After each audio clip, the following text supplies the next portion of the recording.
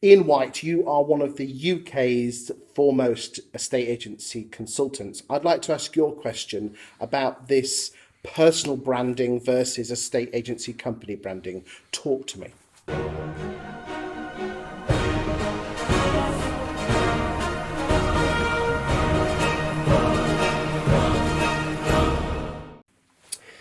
Yeah, I think it's now becoming an essential part of an estate agent's required method. I think the parent brands are, they're the badge, if you like, but underneath it are the behaviours of the individuals.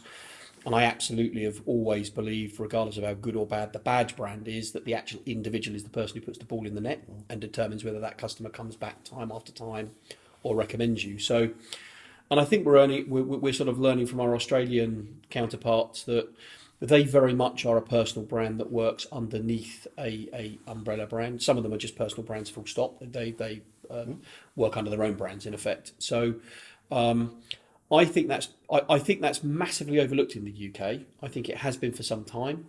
I think it's a flaw in our generic makeup, and it goes hand in hand with the self-employed conversation, doesn't it? So, Well, I was going to talk about self-employed in another video, but tell you what, let's move all into one: personal yep. branding and self-employed, because they can't. Personal branding does kind of go with the self-employed route. Do you think that is the way forward for UK estate agency? I think it is. I think it's going to be a slow burn for us because I think there is still this need for people to want to have a basic salary, and I think there is probably still an inherent need in most people's thinking that they want to be in control or total control of the employee through the salary. I personally think that's a little bit flawed, a bit old-fashioned, and I think it's also curtailing the ability to really get the high performers. I think the owners of the business need to provide a really strong plug-in brand that provides all of the services that a really good estate agent would need. And I think they should go hunting these guys that have hit a glass ceiling, can't go any further, don't have the $250,000 it might take to go and set up their own traditional estate agency, and give them a good entry into owning their own business. Is there anyone out there that you look to thinking they're doing a good job? Yeah, well, I think you can't. I mean, Richard James in Swindon are certainly moving in that direction. They have some brilliant forward-thinking ideas around this space, and I think Well, he's in Swindon. I think he's opened an office in Brighton, hasn't he? He's had the one in Brighton for some time. Yes. He lives in Brighton, but they're moving their entire system to be able to take in. Yes. In some cases, competitors that have not done very well for themselves, saying, "I can't compete anymore. Let me come and join you." And certainly in Swindon, he has a very strong argument because they're so market dominant in terms of. He's got about 30%, 35% market share. Yeah, in terms of the listings, he'll be there or thereabouts, and He's a good operator. I've had a chat with him. Really nice guy. Yeah, very Anyone very else? good. Him and his whole team are very good. Keller Williams, you can't ignore. I mean, they're over from the States. Ben, I know very well. He's a brilliant leader, and they've got some very good people in that business. And they appear to be, well, they are certainly a self-employed model, and they certainly appear to be growing, which is fabulous. Perry Power, I think, I like a lot about some of his modern ideas. I mean, he does have self-employed people, but I think he also delivers his strategy in the house to the consumer in a really good way.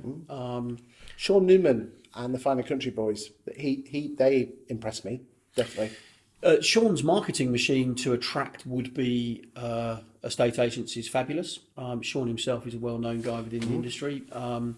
So if you were a self-employed person, or if you were somebody that was minded to go self-employed, and you were in a geography that suited, you'd pick up the phone to Sean for sure. We've got Adam Day from EXP. I mean, they've only just launched in the summer, so it's early days for them, but they seem to be making some noises, and Adam's told me the sort of numbers that they're going to be launching with, which look quite impressive for an American firm.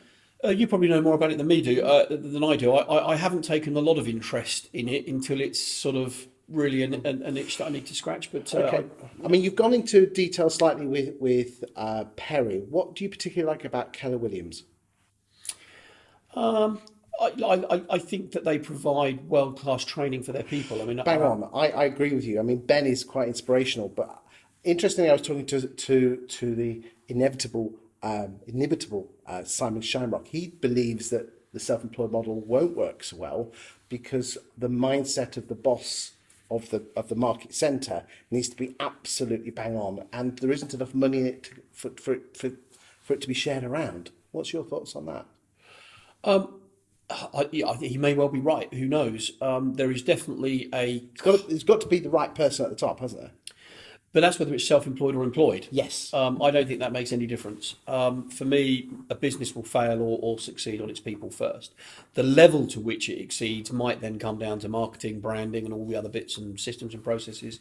But you cannot succeed with poor-minded people. Let's come back to this fear of people wanting a regular income. What would you say to someone who is feeling that hitting a glass ceiling?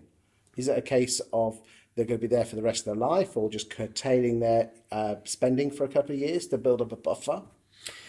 Yeah, I think certainly my advice would be to look at it. I mean, most of them, if they really thought about it, would be able to very cost effectively take some money out of their property to see them through a short period.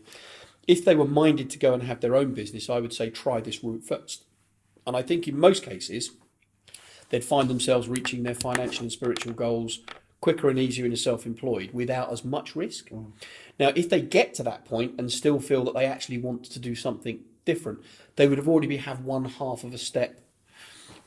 Although I believe that the Richard James model, the Keller Williams model, will probably keep a load of them there anyway. Yes. Because they will earn the amount, they'll have the freedom of their time. Because they're only making the move for a number of different reasons. One is probably to get more control of their time, possibly to get rid of a boss and boring morning meetings or whatever it is that they they just don't like the constraints of routine. They don't have the final say. Purple Bricks was supposed to provide that to their people, but as we know, that system's gone badly wrong. Primarily because you just can't earn the money they say you earn and still have your time. There's a lack of transparency in exactly what happens when you get there. There isn't in But isn't it interesting that the likes of the Purple Bricks and the Yopas have actually opened the door on the idea to self-employed? It's interesting that talking to a number of the people that we've mentioned is that the lowest hanging fruit are the people that work for Purple Bricks and Yopa. They probably are, because they're already self-employed. They have nothing to lose. If you've not got a basic salary to lose, then you're not giving anything up. The only difference, I suppose, is their model allows you to earn from day one of starting, whereas the traditional pay on results model, there's a lag, isn't there, between earning? But if you can get through the lag, the earning potential is far greater. It's delayed gratification, isn't it? Yeah. Well, only time will tell, but I believe in the next 10 years, a good 30% of the industry will be self-employed. I've gone on record on that one, and we'll see what happens. Yep. Iain, thank you.